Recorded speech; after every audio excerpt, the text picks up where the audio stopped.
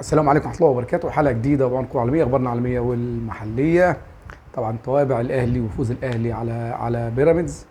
وطبعا كتير بيتكلم السوشيال ميديا والإعلام والجماهير، ويعني في موضوع كده هو عايز أتكلم فيه.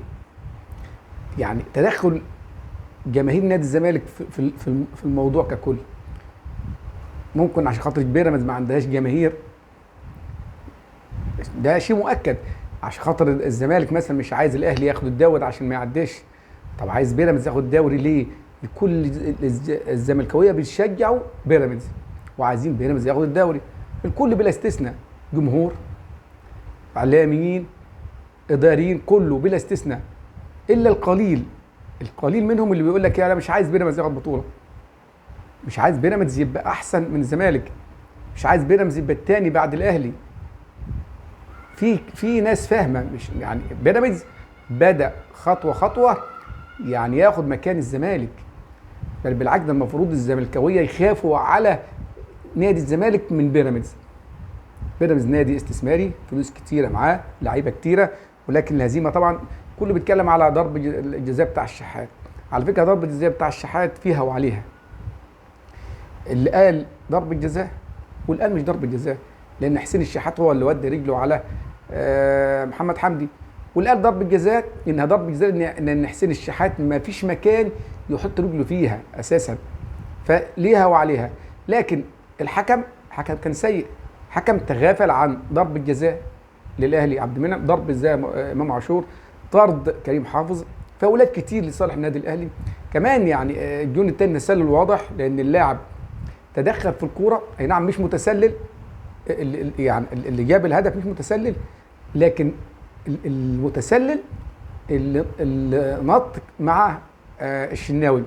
وفي عرف الكرة او في القانون ان ده ما دام اللاعب اشترك مع الحارس او اشترك مع الكرة وهي حتى طايره في الهواء فيحسب تسلل. فمبروك للنادي الاهلي. القضيه الثانيه بتاع قفشه طبعا يعني الكل الزملكاويه زعلانين عشان خاطر يقول لك ايه يعني تحفيل كتير. اشمعنى في الدقيقه دي دقيقه 85 قاضيه بالزمالك وقاضيه في بيراميدز. السوبر الافريقي بين الاهلي والزمالك اتحدد خلاص يوم 27 سبتمبر في السعوديه في مدينه الرياض. حدده الاتحاد الافريقي الكاف، المباراه تبقى في السعوديه يوم 27 سبتمبر، هيبقى يوم جمعه. الاهلي هيلعب يوم الثلاث مع مودرن سبورت، مباراه هامه جدا في الدوري. لسه الدوري طويل، كولر يحذر اللعيبه طبعا، يقول لهم الدوري صعب، مباريات صعبه، يعني محدش يتهاون. مباراه بيراميدز فزت، مش معنى انك انت فزت على بيراميدز يبقى انت خدت الدوري، لسه بدري، لسه بدري. 10 مباريات في الدوري، عرف الكوره صعب جدا، صعب جدا حد يقول ان الاهلي خد الدوري او بيراميدز خد الدوري. الاهلي هيلعب يوم الثلاث مع مودرن سبورت، كان في فوتشر. النهارده اجازه من التدريبات، بكره يبدا التدريبات، وبنسبه كبيره تاو رجع في التدريبات. هيلعب او ما يلعبش ده راي مدرب، لكن هو بيتدرب. عمر كمال الحمد لله صحي من الوعكه اللي كان فيها، وبرضه في التدريبات. هيلعب ما يلعبش ده قرار مدرب. عمرو السوليه الوحيد اللي مش هيلعب، عنده اصابه هتطول شويه، شهر او شهرين. لكن كهربا رجع، وبنسبه كبيره هيلعب الثلاث، وممكن كمان يلعب اساسي لان وسام لازم يرتاح. الحاجات اللي بيعملها كولر الكويسه ان بيعمل عمليه تدوير كده هو وروتيشن بين اللعيبه، ويريح اللاعب، عارف كده امتى هيريح اللاعب وامتى يلعبه.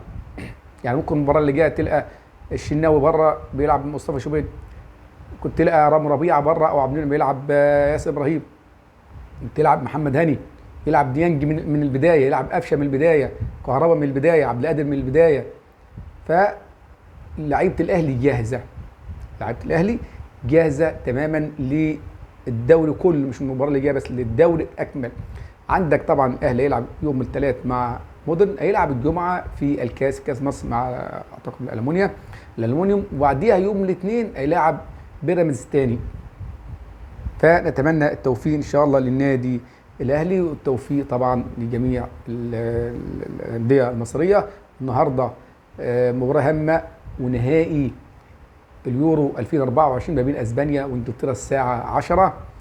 مباراه انتظروها. اتمنى ان تكونوا سعدتم بهذه الحلقه، والسلام عليكم ورحمه الله وبركاته.